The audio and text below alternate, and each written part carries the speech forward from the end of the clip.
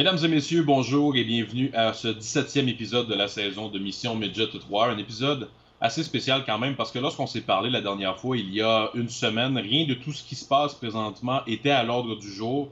La semaine dernière, dans mon épisode, j'avais parlé de la première ronde des séries éliminatoires. On avait mis la table un peu pour la deuxième ronde des séries, mais jamais j'avais mentionné le mot coronavirus. Et pourtant, maintenant, c'est le mot que tout le monde a sur les lèvres depuis quelques jours à travers le Québec et à travers le monde même.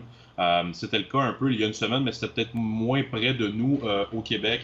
Depuis, la situation a tellement évolué du fait que, à l'heure où on se parle maintenant, en ce mardi 17 mars 2020, la saison de la Ligue de hockey Midget 3 du Québec est maintenant terminée. Elle a été annulée hier soir, lundi 16 mars, dans un communiqué extraordinaire qui a été publié en soirée hier. Les événements se sont tellement escaladés rapidement, c'est un peu surréel quand même, c'est un peu fou tout ce qui s'est passé depuis une semaine. Si on retrace un peu les événements, le 10 et le 11 mars, le 10 mars dernier, on a enregistré notre émission numéro 16 le mardi dernier. Il y a eu les matchs numéro 1 des séries quarts de finale. Le lendemain, le mercredi 11 mars, il y a eu les matchs numéro 2 des quarts de finale et ça s'est joué entre guillemets sans problème. Et le jeudi 12 mars, le lendemain ensuite, tout a été suspendu à travers le monde et la Ligue Média 3 n'y a pas échappé. Ça a été suspendu également par le président de la Ligue, Yannick Lévesque, qu'on recevra au cours des prochaines minutes, qui sera avec nous pour parler un peu de tout ce qui s'est passé depuis quelques jours. On a suspendu d'abord les activités jeudi le 12 mars avant de finalement complètement annuler la saison hier soir, lundi le 16 mars. Ce qui fait donc que cette saison 2019-2020 restera avec un astérix majeur et n'aura pas de conclusion à proprement dit. Il y a quelques jours, la Coupe TELUS avait été annulée par Hockey Canada et la Coupe Dodge avait été annulée par Hockey Québec. Pour la Coupe TELUS, évidemment, c'est un énorme coup évidemment pour l'organisation de Hockey Canada, mais pour le hockey au Québec également. C'est un événement qu'on devait recevoir à Saint-Hyacinthe. On en parlait depuis des mois et des mois et ça a finalement dû être annulé. Restera à voir maintenant qu'est-ce qu'il adviendra l'an prochain de la Coupe TELUS. Est-ce qu'elle reviendra au Québec vu qu'on ne l'aura pas eu cette année, ou est-ce qu'on devra attendre en 2025 parce qu'on sait que c'est un événement qui ne vient au Québec qu'une fois aux 5 ans. Mais nos pensées sont quand même avec l'organisation à Saint-Hyacinthe qui avait fait un superbe travail là-bas pour mettre en marché un peu cette Coupe TELUS et ce grand événement qu'on n'aura finalement pas à Saint-Hyacinthe à la fin du mois d'avril. Comme j'en parlais un peu en début d'émission, c'est assez surréel ce qu'on vit depuis quelques jours. Au niveau hockey, quand même, je vais au moins les mentionner. C'était 2-0 les séries pour Lévis, Lac-Saint-Louis, Châteauguay et Magog dans ces séries quarts de finale, 3 de 5. Et c'est là-dessus que ça va prendre fin. Ces séries-là, on n'aura pas la conclusion de ces séries. Magog qui était double champion en titre des séries éliminatoires et qui ne pourront pas défendre leur titre pour une troisième fois. Le gala des champions qui a été annulé également le 3 mai prochain, tout comme la cérémonie qui devait permettre à de nouveaux membres de joindre le Temple de la renommée de la Ligue de hockey Midget 3 du Québec. Ça a d'ores et déjà été annulé. Ça devait se dérouler dimanche le 3 mai prochain. Écoutez, il y a beaucoup de choses qu'on peut parler quand même par rapport à tout ça, mais je pense que j'ai la meilleure personne au bout du fil pour en parler avec moi. Le président de la Ligue, Yannick Lévesque, est avec nous ce matin. Bonjour Yannick, ça va bien? Bonjour Jasmin, ça va bien toi? Ça va bien, merci dans les circonstances. Écoute Yannick, d'abord, on va parler au cours des prochaines minutes de tout ce qui se passe, mais j'aimerais avoir tes premiers commentaires un peu sur ce qui a été annoncé hier d'abord par la Ligue, soit l'annulation complète de la fin des séries éliminatoires 2019-2020. C'est une annonce que vous avez fait en soirée hier. Comment ça s'est passé? C'est quoi tes premiers commentaires là-dessus? En fait, lorsque Jasmin, on avait pris la décision avec mon exécutif et le bureau des gouverneurs le 12 mars dernier de suspendre les activités de la Ligue là, pour voir un peu ce qui était pour se passer dans les prochains jours, on avait avancé la date du 25 mars qu'on était pour se rencontrer à nouveau et prendre une décision. C'est qu'à ce moment-là, nous avions tous espoir que la crise qui nous frappe, qui touche le Québec, mais la planète au grand complet, s'estompe un peu. Tu sais, on se disait, bon, peut-être que ça sera pas aussi majeur que l'on pense. Donc, on avait comme fixé un peu la date du 25 mars, se disant que, rendu là, on sera en mesure de prendre une décision. Mais au vu et su des circonstances que l'on vit actuellement, c'est clair que ça donne rien d'attendre au 25 mars. Là. Il n'y a pas de hockey qui va se jouer dans les prochaines semaines, voire les prochains mois. Ce qui est différent dans notre cas à nous, comparativement, parce qu'il y a des gens qui m'en ont parlé hier, il y en a qui m'ont écrit, pas qui me reprochaient, mais qui me disaient qu'on avait été un peu vite pour prendre la décision, comparativement aux circuits majeurs comme la Ligue nationale et tout ça, et qu'eux attendent, ils se donnent le temps de regarder jusqu'au mois de juin. Nous, dans notre cas, c'est très, très différent. C'est ce que j'ai expliqué aux gens. D'abord, ce sont des jeunes de 15-16 ans qui sont dans notre ligue, donc ce ne sont pas des adultes et des joueurs qui gagnent des millions, là, puis qui sont capables de s'organiser. Nous, de notre côté, ce sont des jeunes de 15-16 ans. Alors, ces jeunes-là sont encadrés par nos organisations pour la majorité dans une ville d'adoption, en famille de pension. Là, il n'y a pas d'école, il n'y a pas de hockey. Donc, nous, on avait, en fin de semaine, donné le loisir, la permission à nos équipes de retourner les jeunes dans leur famille. On le sait, là, Jasmin, quand on vit des situations de crise comme on vit présentement, là, je pense que la seule chose qui nous reste, là, c'est le réconfort d'être à la maison, d'être avec ses proches, avec leurs parents. Là, quand tu demandes à un jeune de 15 ans de rester dans sa ville d'adoption, loin de ses parents et tout ça, c'est inhumain, à mon humble avis. Et de notre côté, c'était la priorité. Et c'est pour ça qu'en fin de semaine, on a donné le loisir aux équipes de le faire. Suite à ça, voyant les estimations et écoutant ce que le premier ministre Legault, le premier ministre Trudeau font comme affirmation, et voyant également que du côté de la Ligue nationale, on parle maintenant d'un délai d'au minimum 45 jours et on parle de façon plus réelle de 60 jours, ça, c'est 2 mois. 2 mois, ça nous amène à la mi-mai. Dans notre cas, à nous, c'est impossible de reprendre à ce moment-là pour la simple raison que, de toute façon, on n'aura pas de disponibilité d'aréna et de glace. Il faut bien comprendre que les arénas actuellement au Québec sont fermés pour la plupart, surtout des arénas qui appartiennent à des villes. Puis ils garderont pas les patinoires au cas où, il y a des coûts qui sont reliés à tout ça, là. Donc, nous, là, ça, c'est un autre obstacle majeur. L'autre obstacle que nous avons, c'est que nos joueurs, à nous, contrairement aux juniors majeurs et à la Ligue nationale, pour la majorité, la très grande majorité, l'an prochain, ils ne seront pas dans le Midget 3. Ils vont être repêchés. Ils vont aller soit junior majeur, collégial majeur, junior 3A, NCA, peu importe. Ils ne seront plus dans notre circuit. Donc, nous, il fallait prendre une décision. Et là, d'étirer ça absolument pour rien, je trouvais ça inhumain. Alors, hier, nous avons convoqué un exécutif de la Ligue avec mon bureau des gouverneurs pour faire état de la situation. Et s'est ajouté à cela en journée une missive de Hockey Canada qui demande à toutes les ligues là, fédérées par, nous c'est Hockey Québec, de mettre un terme à leurs événements, question d'assurance et tout ça. Il y a comme plein de choses qui rentrent en ligne de compte que les gens ne savent pas nécessairement. Là.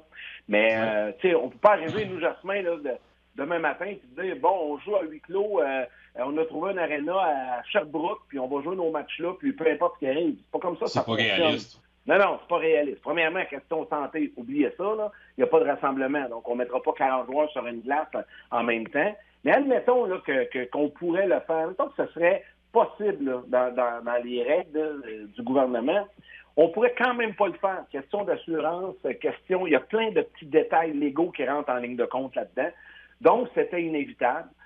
Hier, on en est venu à la conclusion qu'on était mieux de prendre une décision là, d'être précurseur en ce sens avec peut-être d'autres ligues au Québec. Je pense qu'on est les premiers là, officiellement à suspendre, pas suspendre, mais à annuler. Et de faire aller notre décision au niveau public pour permettre à nos jeunes de retourner dans leur famille. Et là, quand l'école reprendront, ce sera à eux de voir s'ils retournent dans leur ville d'adoption pour terminer leur calendrier scolaire. Et si l'école ne reprend pas, au moins nos jeunes seront avec leur famille dans leur résidence. Et nous, de notre côté, assurément, tout ce qui est hockey sur glace est annulé. Tout ce qui est activité qui entoure ça, tu en as parlé un petit peu au début, Gala des champions. Vous savez que ce gala-là est présenté à tous les années au mois de mai. Au début du mois de mai, réunit tout près de 1000 personnes à Laval. C'est annulé. C'est impensable. Non, c'est annulé. Temple de la renommée, annulé. On ne peut pas faire aucun rassemblement. La seule chose qui pour le moment, n'a pas été annulée, c'est le week-end académique. Ça, en fait, c'est que dans la Ligue Midget 3, on a les joueurs étudiants, le mérite étudiant, et chaque équipe couronne un joueur représentant au titre du mérite académique, qui est le trophée le plus prestigieux de notre Ligue pour les joueurs au niveau individuel. Ouais. Ça, cet événement-là, pour le moment, est reporté. Ça se tient habituellement à la mi-avril. Évidemment, ça n'aura pas lieu à la mi-avril. Ça, je peux vous le confirmer. Par contre, c'est un événement qui réunit beaucoup moins de monde et qu'on a aussi la possibilité de le faire de façon plus privée au moment où le gouvernement nous permettra de tenir des rassemblements, peut-être, par exemple, de 50 personnes. À ce moment-là, ça pourrait se faire. Ça, on a véritablement jusqu'à la fin juin pour pouvoir organiser cet événement-là. D'ailleurs, j'ai un papa qui m'a écrit ce matin d'un joueur qui est le mérite académique dans son équipe, qui me posait la question. Et je lui ai expliqué qu'on va tenir ce week-end-là, si c'est possible, évidemment, mais plus tard. Donc, ça, c'est le seul événement qu'on n'a pas annulé pour le moment. Par contre, je tiens à mentionner une chose la semaine aussi. Il y a des joueurs qui ont remporté des honneurs individuels. Il y a des joueurs il y a des équipes qui ont remporté des honneurs en saison régulière. Les remises de trophées et de bannières et de prix vont quand même se faire une fois que la crise sera terminée, une fois que nous pourrons aller rencontrer des gens. Donc, si ça se fait au mois de juin, ça sera au mois de juin. Nous allons, des gens de la Ligue, nous déplacer dans les villes où les joueurs et organisations ont reçu des mentions et nous allons remettre nos trophées individuels et nos trophées d'équipe à ce moment-là. Mais pour le moment, là, je vous dirais là, jusqu'au début mai, assurément, il n'y a rien qui va se faire en ce sens. Nous, c'est notre devoir en tant que Ligue provinciale de protéger nos joueurs, protéger nos entraîneurs, nos bénévoles, nos partisans et de main de maître avec le gouvernement, là, on a décidé d'appliquer à la lettre dès la sortie des recommandations la semaine dernière et on poursuit aujourd'hui. Yannick, tu viens de faire un excellent résumé de toute la situation au cours des dernières minutes. J'aimerais ça te demander, peut-être au niveau personnel, comment tu as vécu ça un peu cette dernière semaine-là? Je sais que tu es quelqu'un quand même qui en a vécu des choses dans le hockey. Ce qu'on a vécu jeudi, le 12 mars dernier, c'est une journée qui va rester gravée dans l'histoire du sport et dans l'histoire du monde. Toi, personnellement, comment la décision s'est prise cette journée-là? Comment tu as approché cette journée-là au niveau personnel? Ben, je savais que ça s'en venait parce que quand ça a commencé, ça, en début de semaine dernière, on se doutait là, qu'on s'approchait. Jamais je n'aurais pensé que nous aurions eu une journée aussi folle que celle que nous avons eue jeudi, où toutes les ligues et événements se succédaient une après l'autre au niveau des annulations, des suspensions. Écoute, au niveau personnel, Jasmin, je suis obligé de te dire que moi, je suis un gars qui est quand même assez terre à terre vis-à-vis quand il arrive à une situation de crise. Là, c'est du jamais vu.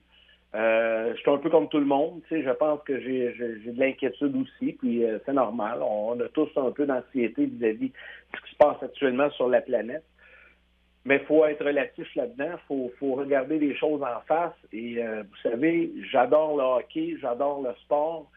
C'est ma vie. J'ai passé ma vie là-dedans. Je travaille au quotidien à RDS, tout ça, on est des collègues de travail. J'ai passé ma vie dans le hockey. Mais dans ces moments-là, le hockey vient de tomber deuxième puis troisième. Faut comprendre que quand il arrive une crise mondiale comme ça et que nos gouvernements nous demandent d'appliquer les règles, ça devient la priorité, la seule et unique priorité. Et je pense que j'ai abordé ça sereinement en disant, bon, écoutez, on va en discuter, on va voir qu'est-ce qu'on peut faire. Il fallait d'abord, parce que tu m'as demandé un peu de te résumer ma journée de jeudi, là, je peux te la résumer assez vite. Mon directeur général, Georges Marien, m'a téléphoné très tôt le matin. Et on a convenu qu'on était pour se parler régulièrement dans la journée. Je pense que depuis que je suis en poste, c'est la journée que j'ai parlé le plus souvent à Georges dans la même journée parce que la situation évoluait d'heure en heure. On a eu 3 scénarios différents. Ça a commencé avec le scénario A le matin. C'est devenu un scénario B en après-midi. Et en fin d'après-midi, parce que nous, notre réunion téléphonique avec les gouverneurs est en soirée, en fin d'après-midi, c'est devenu le scénario C, le scénario catastrophe que l'on connaît maintenant. Et c'est à ce moment-là que moi, j'ai suggéré à mon groupe de suspendre la saison et de tout arrêter. C'est certain que je ne vous cacherai pas qu'avant, dans la journée, on avait exploré peut-être des façons de pouvoir compléter la ronde actuellement en cours où on avait des équipes en avance 2-0, essayer de compléter ça rapidement dans le week-end, puis après ça, attendre et voir la suite. Heureusement qu'on n'a pas pris cette décision-là avec le week-end qu'on a connu et l'éclosion du virus partout. Ça aurait été catastrophique. jeudi en fin d'après-midi, quand je pense de façon assez unanime, nous avons pris la décision de suspendre. C'était la meilleure décision. C'est certain que hier, c'est drôle parce que j'ai des collègues à la radio, là, à Cogeco, avec qui je faisais une entrevue, qui me disaient « Ouais, t'as pas eu 2 années faciles. Ma première année a été marquée par des événements, on s'en rappelle. » J'allais dire la même chose. Ouais, c'est ça. Je pense que c'était ma 2e journée. Je venais d'accéder au poste, puis là, j'ai eu une crise à gérer. C'est arrivé des petites choses. Puis là, cette année... il y a un entraîneur qui avait été congédié à Châteauguay dans les premières heures où tu avais eu le mandat avec la Ligue de hockey Midget 3 du Québec, pour ceux qui sont mieux familiers avec l'histoire. Hein. Exact. J'ai été élu par le bureau des gouverneurs, je ne me souviens pas de la journée, mais exemple, un mardi soir. Je reçois l'appel en soirée, on me confirme que c'est moi qui est président, donc on est bien content, on fait un communiqué et tout ça. Le lendemain matin, on sort dans les médias et tout ça, et paf, la bombe tombe. C'est le lendemain matin. J'avais même pas 24 heures à la fin de la Ligue. Mais le bon côté de ça, c'est que ça te permet d'apprendre à gérer des crises rapidement.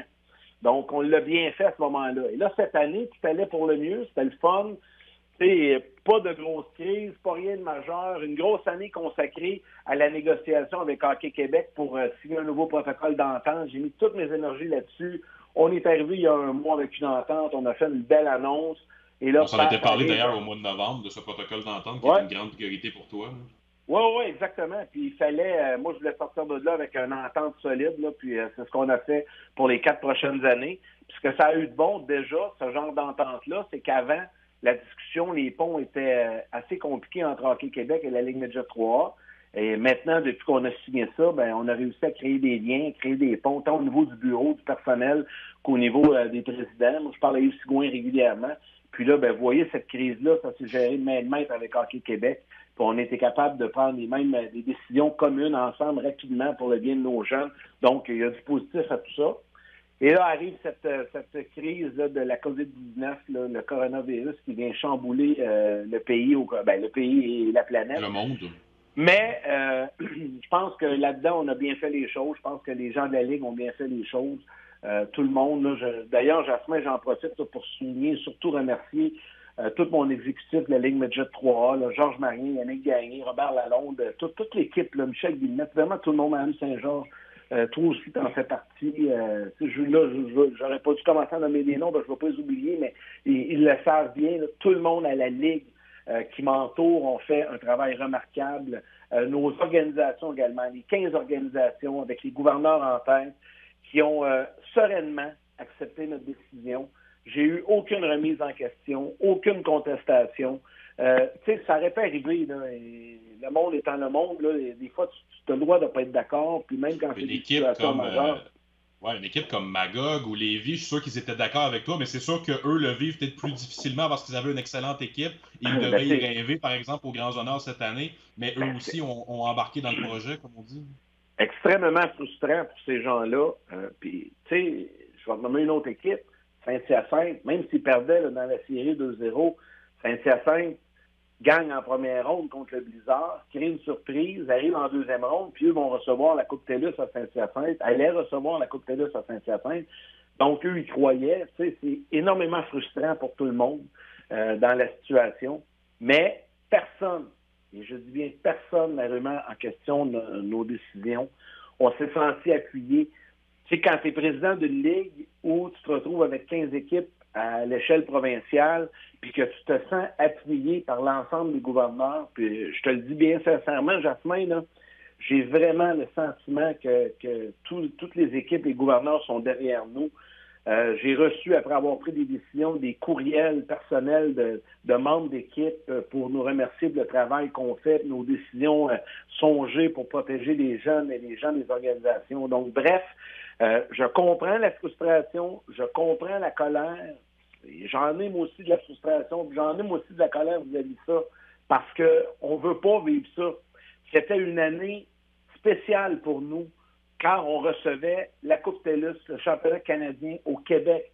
Moi, je suis chanceux là-dedans. Ma 2e année comme président de la Ligue, déjà, j'ai l'honneur et le privilège de recevoir des meilleures équipes de partout au pays, les gens d'Hockey Canada. J'avais prévu passer la semaine là, passer beaucoup de temps avec les gens là-bas. Ça fait déjà une dizaine de fois que je vais à Saint-Hyacinthe depuis un an pour m'assurer que tout va bien. La machine bien huilée. Jean Bédard, tout son groupe, Jean-Claude Ladouceur, font un travail colossal là-bas. Tout était parfait. Puis là, on est obligé d'annuler tout ça. Donc, c'est une frustration énorme. Parce qu'il y a tellement d'heures et d'huile de bois qui ont été mis là-dedans que ça en est frustrant. Par contre, hier, avec le gouverneur des Gaulois, Yves Sans Façon, et les gens de la Ligue, je leur ai mentionné que nous étions pour mettre tout l'effort nécessaire en temps et lieu, parce que ça, c'est pas le temps. Là. On va laisser tomber la poussière et régler la crise.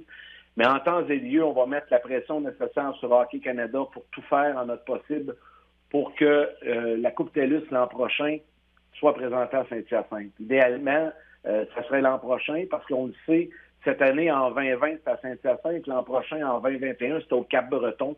Donc, je pense que les gens du Cap-Breton seront assez compréhensifs pour décaler d'un an et permettre à Saint-Hyacinthe de présenter l'événement chez nous l'an prochain. C'est ce qu'on va voir au cours des prochains mois, parce que c'est évidemment un coup dur pour les gens à Saint-Hyacinthe. Tu as bien fait d'en parler un peu de tout ce qu'ils ont fait dans les derniers mois et l'équipe aussi sur la glace qui s'était préparée à recevoir cet événement-là. Yannick, on a parlé de plusieurs choses depuis plusieurs minutes. Je voulais parler également de ces jeunes joueurs-là qui, pour eux, la fin de saison était plus abrupte et la saison se termine maintenant. C'est des joueurs qui vont être sélectionnés à la séance de sélection de la Ligue de hockey junior major du Québec. Peut-être qu'elle ne sera pas en début juin, mais il y en aura un jour, une séance de sélection. C'est vraiment un coup dur pour ces jeunes-là de 15 ans aussi. On parle de l'organisation de la Ligue, mais pour les joueurs comme tels, c'est pas facile non plus.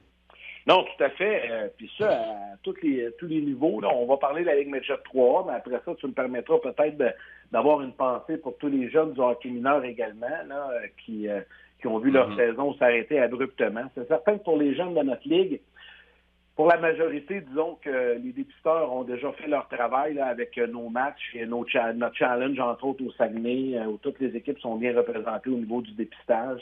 Je pense que de ce côté-là, c'est pas trop un problème pour les équipes de la Ligue junior majeure à ce moment-ci de bien évaluer nos joueurs. Par contre, en série, ce que ça permet, c'est que ça permet des fois à des joueurs qui étaient peut-être classés un peu plus bas de se démarquer, connaître des bonnes séries et là de faire ouvrir les yeux à certains dépisteurs et peut-être monter un peu dans les rangs de sélection. Bon, voir le niveau de compétition qu'ils peuvent avoir, le niveau de leadership qu'ils peuvent avoir. Exact, tout à fait, parce que tu arrives à un autre niveau, comme tu dis, Jasmin, mais là, il n'y en a pas. Donc, on va y aller avec ça, puis il va y avoir un repêchage, c'est certain. Où ce que c'est triste aussi pour ces jeunes-là, c'est que souvent, le hockey, c'est pour eux, c'est une très grande partie de leur vie. Ils vont à l'école, tout tourne à l'entour du hockey également. Il y a une discipline qui est installée, il y a une routine qui est installée avec ces jeunes-là. Le matin, les cours, l'après-midi, la séance d'entraînement, les voyages à la fin de semaine, les matchs et tout ça. Et là, tout ça s'arrête d'un coup sec quand c'est pas prévu. Donc, c'est certain que c'est un choc pour tout le monde. Puis en plus, le gouvernement qui demande et puis moi, je le vis assez bien avec des ados à la maison, le gouvernement qui demande aux jeunes d'éviter les rassemblements et tout ça. Donc, il faut gérer ça aussi à la maison. Pour les occuper. Ouais, c'est ça. Mais tu sais, les occuper à 5-6 ans, c'est pas pire, là. On peut sortir des bons vieux films de Tintin, ça fait un job, là. Mais les occuper à 16-17, c'est un peu plus compliqué. Les occuper pendant 60 jours, c'est plus compliqué aussi. Oui, exact.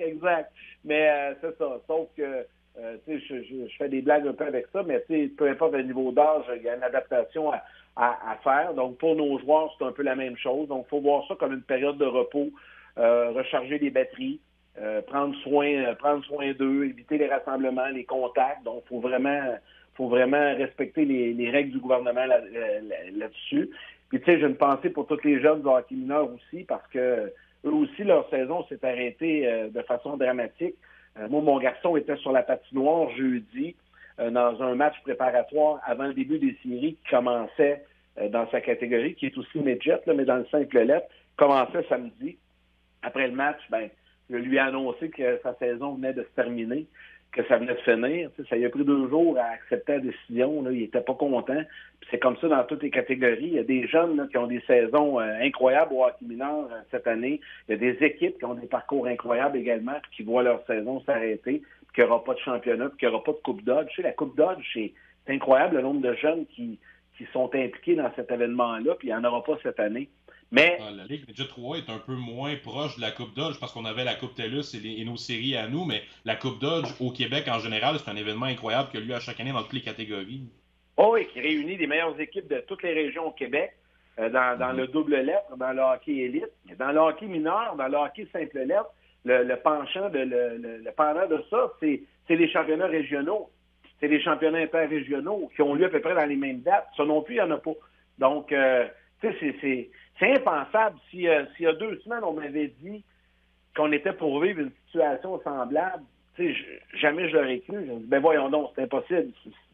Ça peut pas arriver que tout s'annule, que tout ferme. Tu sais, quand tu dis que même les restaurants, quand McDonald's ferme ses restaurants sur place, tu peux pas aller manger là, tu te dis, wow, OK, c'est fou là, ce qu'on vit.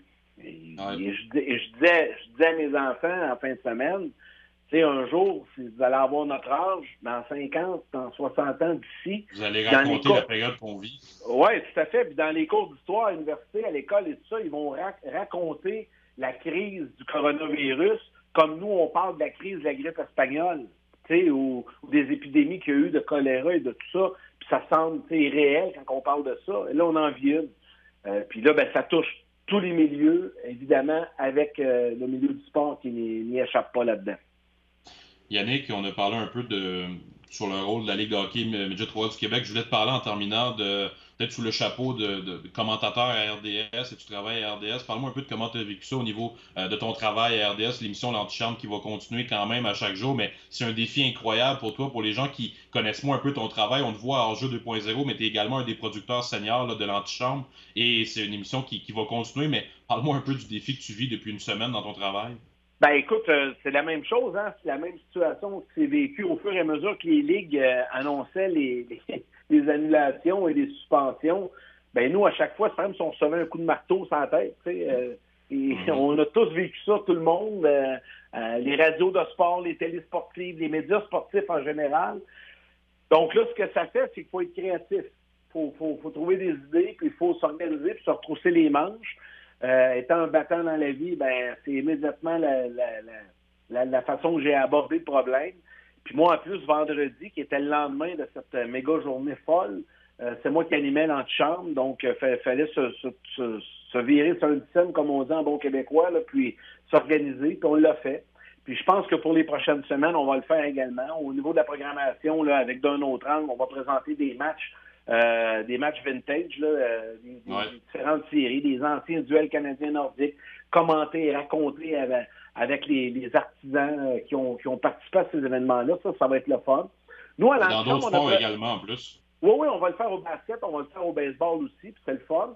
Puis ça nous permet de revivre ces événements-là, puis de nous rappeler des souvenirs. Puis à l'antichambre, c'est un peu la même chose.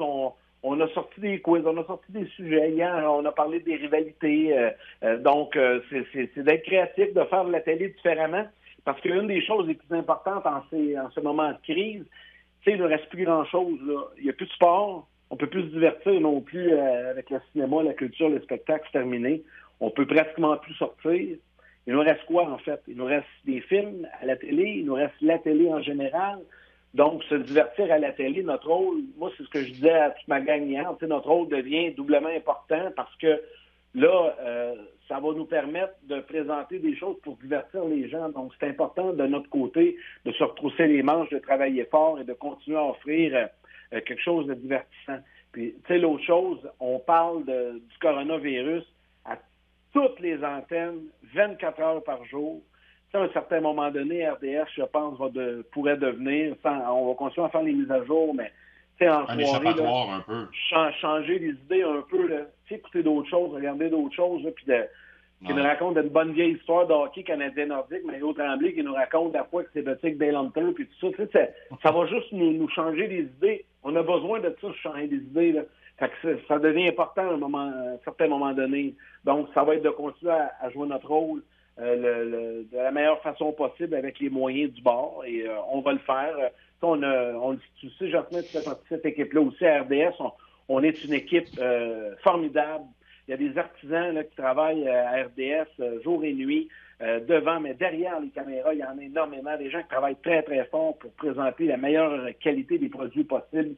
Puis, nous aussi, là, on est à personnel réduit, on le sait. Là, il y a des gens qui sont placés en isolement parce qu'ils revenaient de voyage et tout ça. Là, la famille, les enfants, les pas d'école. Donc, c'est une gestion qui est différente. On apprend tout le monde à faire ça un peu à notre manière, tout en respectant les consignes. Donc, je pense qu'on va sortir de là grandi. Ça va nous faire quelque chose à raconter à nos petits-enfants à un moment donné parce que ça va marquer l'histoire. La seule chose que je souhaite là-dedans, puis je vais terminer un peu là-dessus parce que je l'ai dit hier à toutes mes équipes, j'ai demandé de le refaire avec leurs joueurs et dans leur communication à l'interne.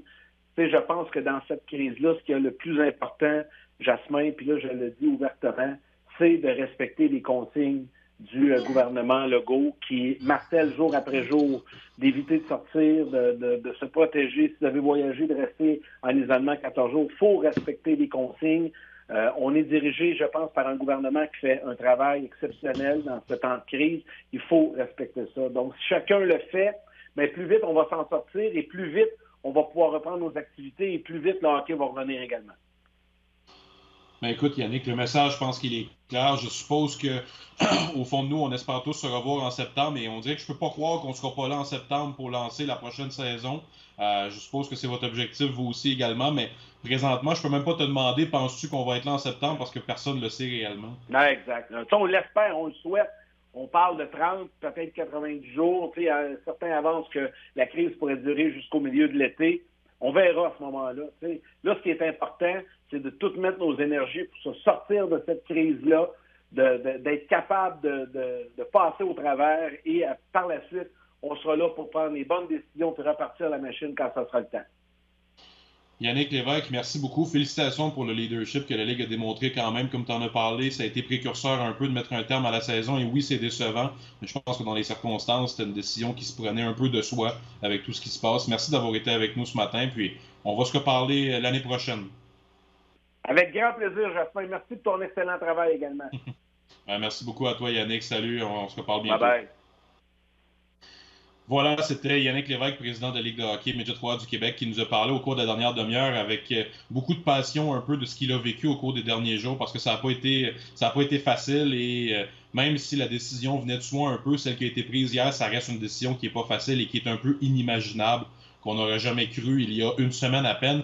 Moi, je préparais mes notes un peu ce matin pour vous parler et j'en revenais pas quand j'ai ouvert mon fichier de la semaine dernière de réaliser comment il n'y avait pas le mot coronavirus et comment ça faisait absolument pas partie des sujets de discussion. Oui, à l'échelle internationale, il y en avait, mais j'aurais jamais pensé qu'une semaine plus tard, on se retrouverait avec une saison complètement annulée.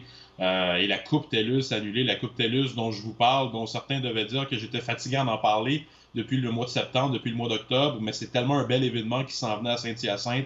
Je ne sais pas ce qui va arriver avec Hockey Canada au cours des prochains mois. Comme le disait Yannick Lévesque, on va espérer peut-être que la Ligue Midget 3 réussira à convaincre Hockey Canada de redonner la Coupe TELUS l'an prochain à Saint-Hyacinthe et à la province du Québec. En même temps, techniquement, comme il le disait, l'an prochain, c'est les provinces de l'Atlantique qui devaient recevoir cette Coupe TELUS-là et la ville de Cap-Breton avait été désignée. Si on suit l'ordre habituel, on ne reverrait cette Coupe-là qu'en 2025. Alors évidemment, il n'y a plus rien d'habituel présentement. Alors on verra au cours des prochains mois qu'est-ce qu'il en sera. Comme le disait Yannick, c'est absolument pas une priorité présentement de parler de tout ça, mais ça reste quand même une pensée pour tous ces gens-là qui ont fait du très bon travail pour mettre en valeur cette Coupe TELUS-là qui n'aura finalement pas lieu. Écoutez, il ne me reste plus qu'à vous remercier d'avoir été là tout au cours de la saison. Je n'aurais pas pensé que notre balado-diffusion se terminerait le 17 mars. J'avais dans mes notes personnelles de terminer à la fin du mois d'avril, une semaine après la Coupe TELUS, quelques jours après la Coupe TELUS. Malheureusement, c'est ici que ça se termine pour cette saison. C'était un plaisir de vous partager cette balado-diffusion au cours des derniers mois et on sera de retour l'an prochain, je l'espère et je le crois fermement au mois d'octobre qu'on pourrait être de retour. La saison qui, je l'espère, reprendra au mois de septembre sous de nouvelles bases, avec une nouvelle énergie, comme on dit, et qu'on pourrait être là pour vous présenter d'autres histoires et d'autres entrevues à travers la Ligue Midget 3A au cours des prochains mois. Pour l'instant, je vais vous souhaiter du repos et je vais vous souhaiter de passer un bon été quand même malgré les circonstances. Et comme le disait Yannick Lévesque, de respecter un peu ce que le gouvernement provincial et fédéral nous recommandera de faire au cours des prochains jours, comme je pense qu'on le fait plutôt bien depuis quelques temps. Merci à tous d'avoir été là et à la prochaine.